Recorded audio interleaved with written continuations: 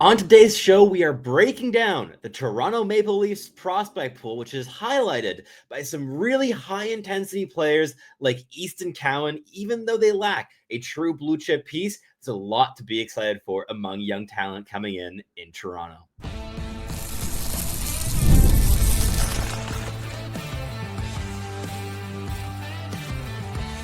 You are Locked On NHL Prospects,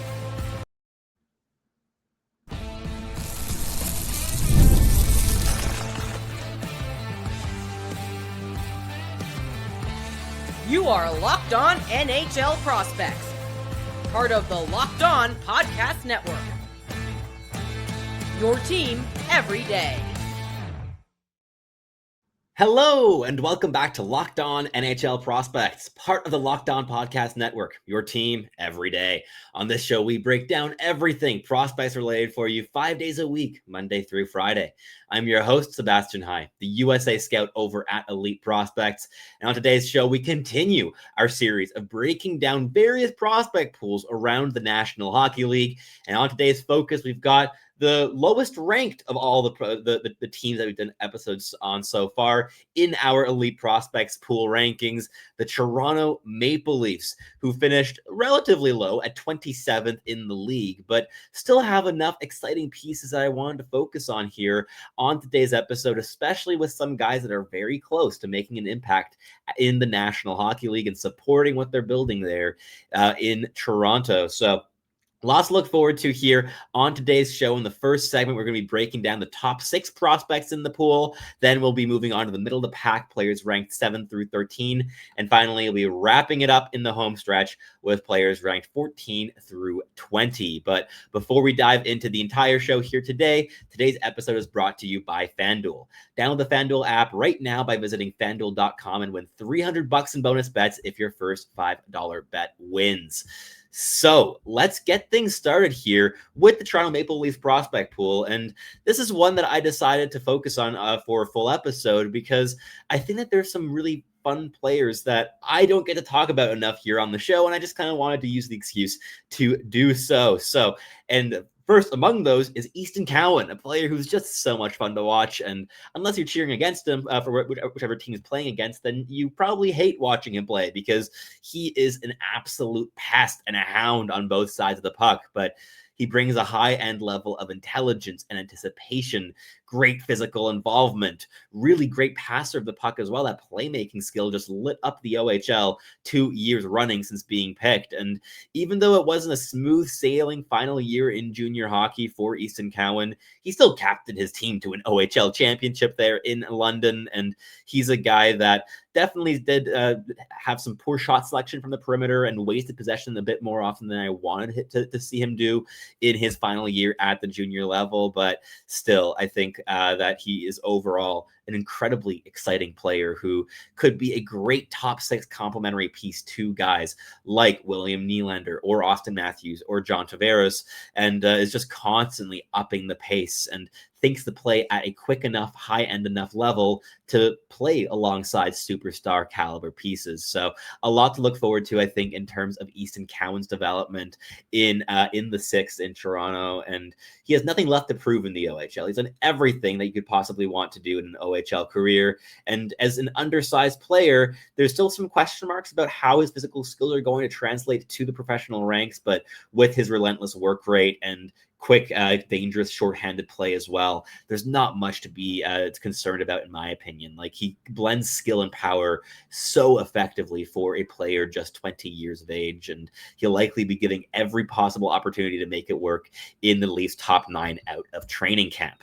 Then at number 2, we have another responsible two-way player, this time on the blue line, with Ben Danford, who also is able to leverage high-end physicality with really good skating to just mitigate plays and get underneath opponents' sticks, tie them up, make their lives miserable. He's really good at gapping up tightly on rushes and angling opponents to the walls. He's an excellent problem solver as well, committed to a proactive and assertive approach in his own end. He makes a great, quick first pass with real pace and precision. Rather than trying to hesitate or try to find the perfect play, he executes what's available to a high degree, and that's what you need in the National Hockey League. He's constantly drawing in pressure as well in transition before passing around and through that coverage. And that ability to beat the first wave is so important for a blue liner who isn't the most dynamic with the puck on a stick, but certainly has the combination of intelligence and passing skill to solve those situations really effectively. And he's definitely still a bit risk averse as a puck carrier, but with time, if he's able to elevate that on puck game just a little bit, you might see him unlock second pair upside in the National Hockey League, especially if he's able to tutor under a player like Brendan Carlo and Christopher Tanev. Then at number 3, we've got Tyler Hopkins, a really speedy, physically engaged forward who was just a great selection here this season by the Maple Leafs, coming from the Kingston Frontenacs in the OHL. He scored 20 goals and 51 points there last season, and he has so many fun tools. I mean, I think the goal scoring, the passing, the handling, they all have their flashes that are quite impressive. None of them maybe project as like real game-breaking abilities in the National Hockey League, but he thinks the game well. He's physically engaged. He's able to outmuscle bigger opponents. He's 6'1" and 181 pounds, but he's so solid on his feet. And when you add in that game-breaking speed, his really high-end pace, and also skating his routes in transition, his teammates know what to expect of him, and you just see so many like manipulative high-end sequences off the rush from Tyler Hopkins. So I think he was a great swing to take in the early to mid rounds there for the Leafs this season, and that selection could really go on to pay dividends.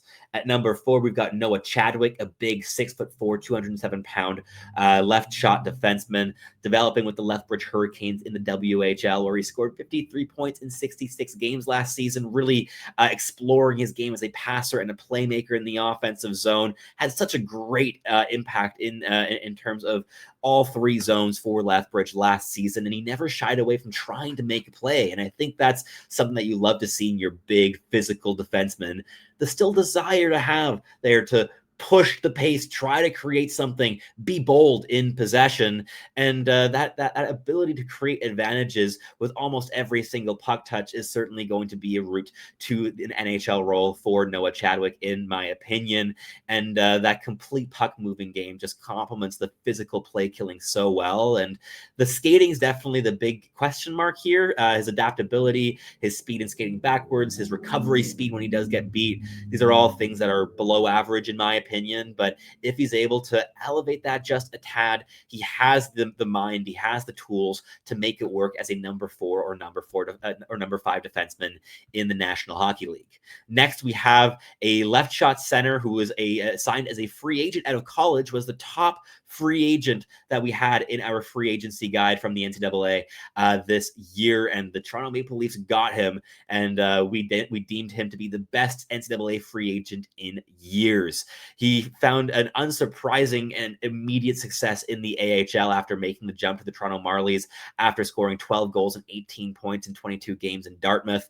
He scored 2 goals and 6 points in 9 AHL games to start his professional career. He's really impactful defensively, physically engaged, has a really good shot, especially from that bumper area. He's able to beat goaltenders from mid-range, and he brings that next level of intensity and attention to details that really defines the best depth centers in the National Hockey League. He doesn't have the dynamic skating skill really to create things out of nowhere or to be a driver of offense in the National Hockey League, but he's young for a free agent from out of college as a 2003 born player, and he still has some runway left. So maybe see a third line ceiling as kind of the projection here with Luke Haynes. Moving on to wrap up this first segment, at number 6, we've got Jacob Quillen, a left shot center / winger who's played a really solid season in the AHL with the Toronto Marlies last campaign, scoring 18 goals and 37 points in 67 games. He's a good skater. Again, another guy who's physically engaged, physically involved. This intensity is something that really marks the entire prospect pool here with the Toronto Maple Leafs. And he also got into 1 game last season with the main team, and his ability to contribute in both directions, the two-way game, the penalty killing value. There are so many elements in Quillen's game where he really made advantages in terms of pace, tenacity, and maturity at both ends of the ice. And that's what you want to see for a young player vying for a bottom 6 role in the National Hockey League. That's exactly the style of play that you got to assume in order to play those types of minutes. So exciting season coming up, who could potentially win a spot out of training camp, and if not, a strong start in the AHL could earn him a promotion to fill a depth role later on in the campaign. But that wraps up this first segment. In the next one, we're going to keep things rolling with players ranked 7 through 14, including a really interesting netminder in Dennis Hildeby. But first, a quick message from our sponsors here at Locked On NHL Prospects. The NFL season is here, and FanDuel is making sure that you're ready for kickoff with a can't-miss offer. Right now, new customers can bet just $5, and if your bet wins, you'll get $300 in bonus bets to use across the entire app. I love using FanDuel because it fits however you like to bet. Player props, building a same-game parlay, or even jumping in on the action as it's unfolding live in front of you. The choice truly is yours with FanDuel. I personally love building same-game parlays meticulously, trying to see which different swings to take together in order to maximize my chances at a big return. So, are you ready to play? Download the FanDuel app right now by visiting FanDuel.com to get started. That's FanDuel.com to place your first $5 bet. All right, let's keep this episode rolling here in the second segment as we're delving into the Toronto Maple Leafs prospect pool, kicking things off at number 7 with Dennis Hildeby, the massive 6'7", 223-pound left-catching netminder. Played 30 games with the Toronto Marlies last season, putting up a .908 save percentage, and even got to 6 matches with the main team with the Toronto Maple Leafs, putting up an .878. Not quite the same impact he had the year prior in the National Hockey League, but he's been really developing nicely. Like, not as explosive in terms of the pure stat lines as his rookie campaign in the professional ranks, but Hildeby has so much to like in terms of his profile. His anticipation, his flexibility are real big areas of strength, and with that size, it just takes up such a massive portion of the net by simply standing there. With some minor tweaks to his angles and his depth, which are currently inconsistent, this guy could be a really consistent, like, 1B option in the NHL, especially alongside a real standout starting netminder. And I think Joseph Woll could maybe be that guy in Toronto down the line. At number 8, we have a left shot defenseman in Victor Johansson, who was drafted a year ago and had a really great campaign at the J20 level this previous year with Leksand, scoring 7 goals and 39 points in 47 games. He's a really intelligent defenseman and still has a lot of physical runway, standing at 6'1" and 165 pounds, but really holds his own physically for being kind of like undersized, at least in terms of having like not filled out his frame just yet. And he's a player that really moves the puck intelligently. He's able to activate fluidly in the offensive zone. He recognizes vulnerabilities in defenses and has an impressive level of skill and vision to take advantage of those 8 openings as well. So really exciting to see what he'll be able to do as he makes a jump to the SHL full-time this season. He got into 5 games last year, and hopefully he'll have a breakout campaign to improve his status among the Leafs pipeline. At number 9, we've got William Villeneuve, a 6'2" right shot defenseman whose skating is definitely his weakest quality, but just scored at an impressive rate last season in the OHL with the Kingston Frontenacs. 20 goals and 51 points from the blue line in 67 games. And that massive step in production was really impressive, especially considering what the Toronto Marlies are going to be needing. That was not a productive blue line last season, and now Villeneuve is going to step in to also take some offensive responsibilities. There's definitely still room to progress defensively in his defensive skating, the defensive physicality. These are both things that are currently still subpar, but while mechanical limitations do limit him a bit as a puck mover, the handling can really break down under pressure. He makes intelligent decisions in possession and has the passing skill to unlock defenses and skip lines and waves of defense in order to spring quicker counterattacks. At number 10, we have a recent draft pick, a big center/winger out of Norway in Tinus Luke Kolblar, who's developing in Sweden, also in the Leksand system, and he scored 8 goals and 21 points on that same J20 team last season. And it was an interesting swing to take a second-round pick on this profile. He's going to be a specialist if he makes it in the NHL as a physical and mobile bottom 6 checker, but he's that strong skating base and the ability to overtake defenders using powerful crossovers could eventually be leveraged to score a little bit more off the rush, but he's going to really have to double down and to work on his mechanics as a shooter, as a passer, and as a handler. None of those are really even at the average projection projection level at this stage, but he's a July birth date, so he has a long runway ahead of him to keep his development rolling, and a second season developing in Sweden should also help him a lot in terms of those mechanical refinements that we want to see, and he could eventually be an impactful bottom six piece in Toronto. At number 11, we've got Nathan Mays, a 6'4" left shot defenseman who played with the Spokane Chiefs this past year in the WHL, scoring 27 points in 56 games. And he emerged as one of the top shutdown defensemen in the entire league and one of the biggest improvers among the Leafs prospect pool. He's violent and punishing, but still is able to remain measured in his implications. The skating definitely needs some work, and he doesn't have all that many impressive offensive tools in terms of the shot and the handling are both clearly subpar. But if that skating is able to take a step, his shutdown play killing ability at the professional level could be a massive area of strength, especially in terms of his pace on the defensive side of the puck, as well as his fluidity and pivots and adapting to more dynamic and mobile wingers attacking down his flank. At number 12, we've got Borja Vallis, who scored 80 points in the WHL last year with the Prince George Cougars before making the jump to the Toronto Marlies for 2 games at year's end. And he was one of the most interesting storylines in the entire WHL last season because his breakout came actually as a supportive forward under Connor Bedard. And then since then, he just steadily improved and became one of the league's most interesting combinations of physicality and power. Off the rush, he's constantly attacking defenders head on, forcing them to make a decision and trying to compromise them in order to cut one direction or the other. And even though his skill and speed don't always support the higher end ideas he's able to come up with, he still has a lot of these physical qualities to make it work in a potential bottom six capacity for the Leafs down the line.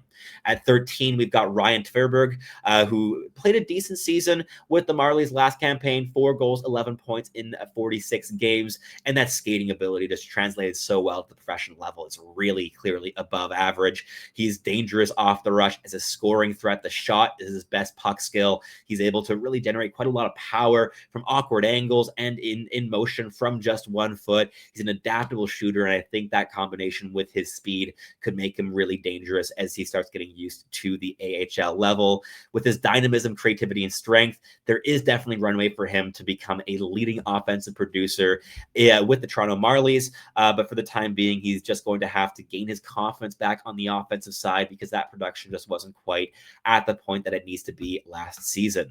At 14, we've got Nicholas Moldenauer, a very intelligent and physically engaged right shot winger who scored 10 points in 29 games with the University of Michigan last season in the NCAA. And he just doubled down on his ever-improving checking skills and habits last year. He kind of gave up on trying to be the offensive driver of his line all the time, and more so just being really chippy, going down on the forecheck, trying to win his puck battles, getting underneath opponents, establishing leverage. And he won a great deal of possessions along the boards and got pucks to the middle of the ice very effectively from those positions. With a bit of mechanical fine-tuning, his passing game at speed could really develop into a bit more playmaking as well in time, but we're really looking at Moldenauer as a checking bottom six guy in terms of his NHL projection.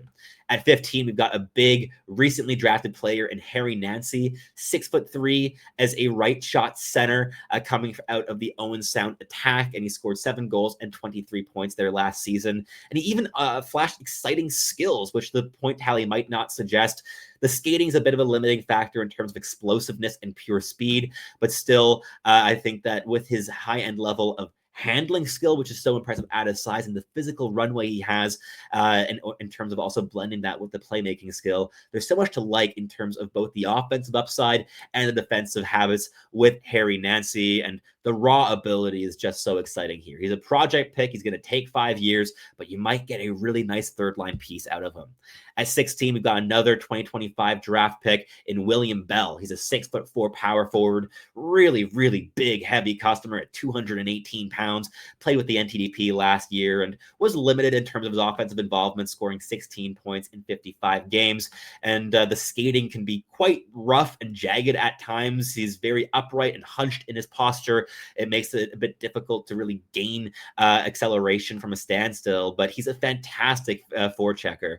His reach and strength and peskiness project to remain advantages as he goes up the levels to the NCAA, to the professional ranks after that. And I think that if he's able to really get his skating up a notch and maybe elevate that playmaking to the level that he's able to be a power playmaker in a bottom six capacity, you might get a really interesting piece out of this guy.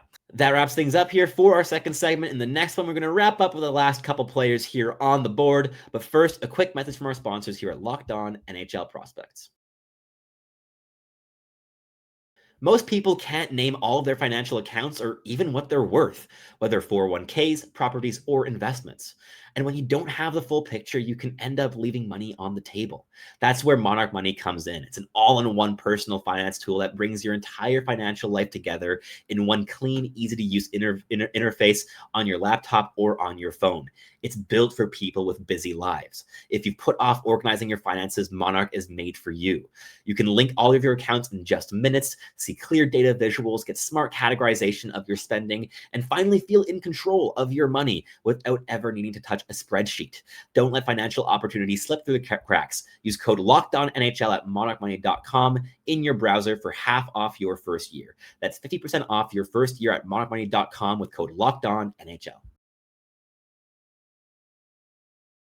All right, let's wrap up the show here in the final segment, kicking things off at number 17 with Sam McHugh, a player who finished top 20 in OHL goal scoring last season, splitting the year between the Owen Sound Attack and the Flint Firebirds, scoring 18 goals with both teams in 35 games in Owen Sound and in just 20 games in Flint. And really impressive campaign there for 36 goals from Sam McHugh, a 6'2", 290-pound left shot winger who really makes his mark through physical engagement, a high-end motor, and some flashes of shooting skill as well, of course, with that production. In terms of NHL projection, probably again we're in the range of checking players, really. And I think that's really where he could make his mark in the National Hockey League. But if that goal scoring can take another step and he's able to maybe chip in for 10 to 15 goals a season, playing 10 minutes a night, that would be fantastic value.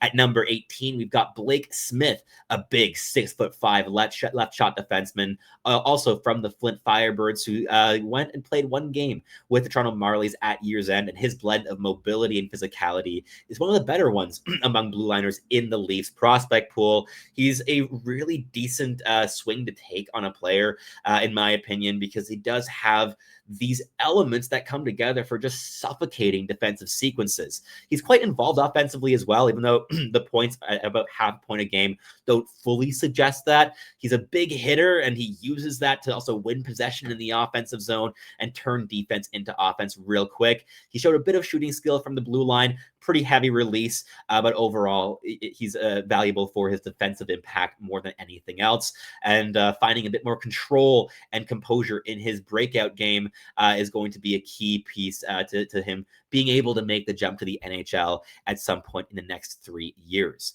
At number 19, it's Miroslav Holinka, a 6'1", 185-pound right shot forward. He can play the wing and play at center, and he's a decent passer of the puck, and he showed that last season with the Edmonton Oil Kings, where he got 26 assists and 45 points in 47 games. He's known for his flashy moves and defensive impact, and last season was a bit more on the mature side. He wasn't trying too much with the puck on his stick. He was trying to be reliable and consistent and hang on to possession and extend them rather than lose them for just a single dangle. And on the defensive side, he really dropped down low to win puck battles as well in his own end, and overall just contribute on the defensive side through a high motor. But he's still a bit physically unrefined in terms of that, still needing to fill out his frame, and the skating can lag behind a little bit at times. So mechanically, not the most dynamic of players, but he has the mindset to make it work in a bottom six capacity.